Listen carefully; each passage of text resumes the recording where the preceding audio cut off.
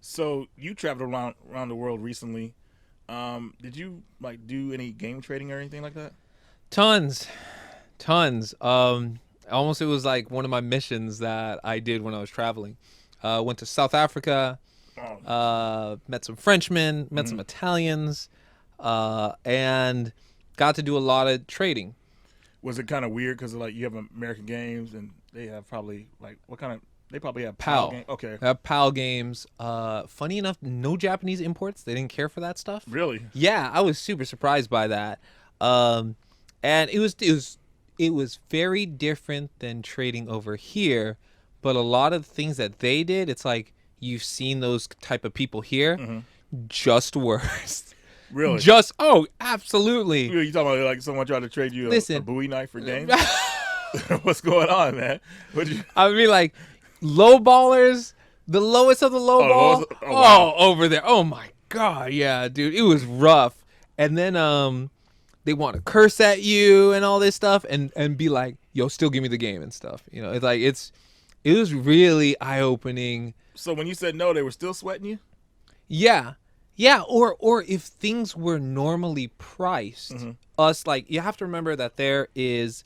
So if we're talking South Africa, right? Hmm. And to anyone from South Africa watching, I would like to say this. Big shout out to Gerald. Big shout out to Robin. Robin that sent you the big package and stuff like that. Robin, I thought you were gonna go. What were you gonna say? Africa. We've been doing it all week. We've been doing it all week, right? Robin, this the big group that's there, that I'm part of, with game training there. But I'm gonna be dead honest. There are people in that group that are a-holes and love to do backdoor deals and stuff like that, and you watch them, right? So, okay, for So me, they're backdooring other people. Pretty yeah, much. they're backdooring and busting cheeks. Right. Damn, so I saw up for that All right, so like I give you an example, right? Um, they have like their marketplace. They have a Facebook marketplace and stuff like that, and people are just like, no, I don't want that for that price. I'll throw an example. Just a regular Game Boy Color, one. Hmm. okay, $30 to $35 USD. Now I don't know what that goes for. The Game Boy Colors go for here in Seattle, but where I'm from, $30. Right. $30. And keep this in mind that when I get a Game Boy, I take it apart, clean it, refurbish it, put it back together. Probably even put a new lens on it, and I'm ready to sell. Hmm. So when I go to sell in South Africa, they're like, $30? No, dude, that's way too much. And I'm like, what? And they're like, and so their counter offer, I can give you $7. I was like, yes, yes, dude. And so I'll Did you reply. laugh? So I don't laugh. I stay calm Hmm. and I say, $30 firm. And then they say, okay. And so I'm like, okay, are we gonna trade? Hmm. Do you still want this?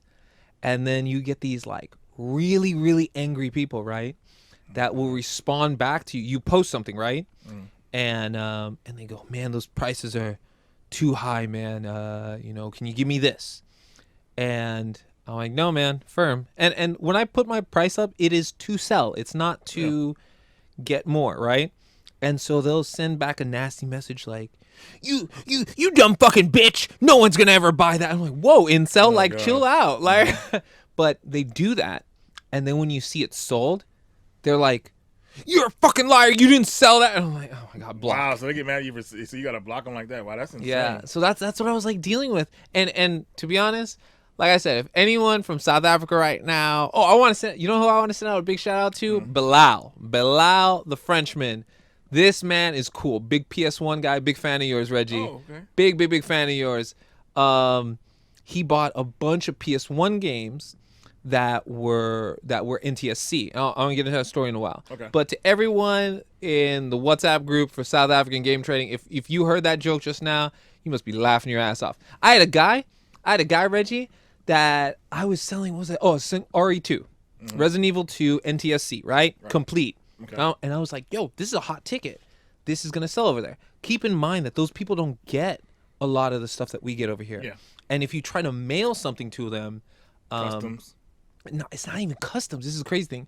The South African post office, snatches it for themselves. So you can't even trust. Dang. Yeah. Dude, So that's insane. yeah, so you can't like anything Play Asia. Don't even try it. Don't even try it from over there. You're not gonna get it to your house.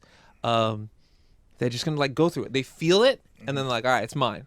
Or they open it up and they send it to you, no disc inside, and it's taped up. And I know for a fact the boys are laughing right now. I had a guy. I put up the RE2, right, and he's like, "Yo, man, I can't do 35. I put mine at 35. Now remember how RE2 spiked up to like almost 80? Yeah. No, I said 35.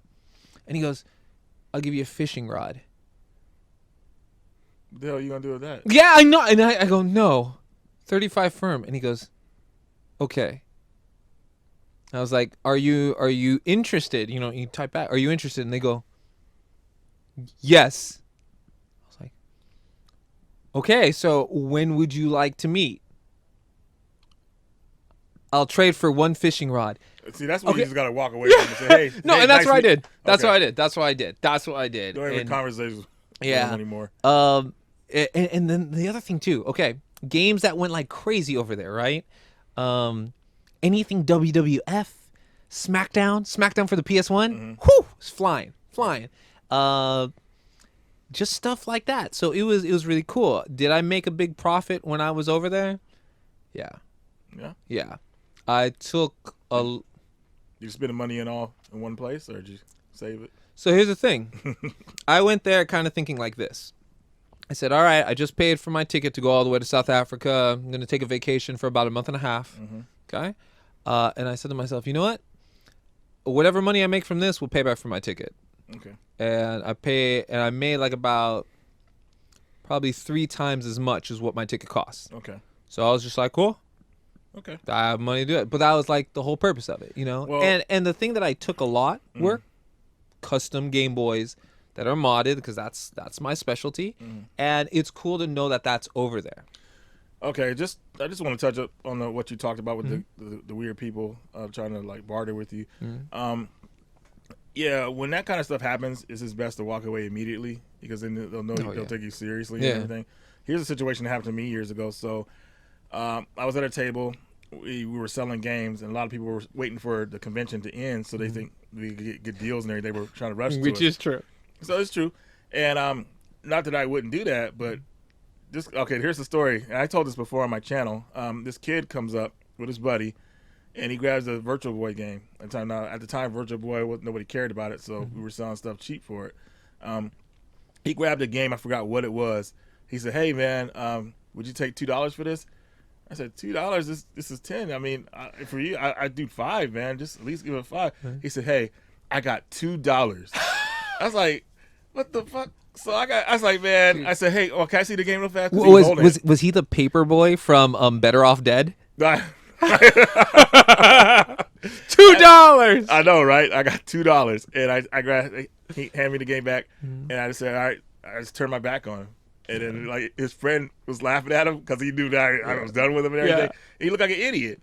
But you cannot go up to people and try to make that kind of deal, man. I mean, that's insane. Like $2, Yeah. something's 10. Yeah. If you're gonna barter with somebody, at least you most definitely have to do at least half or over that, and even for that price, I would say.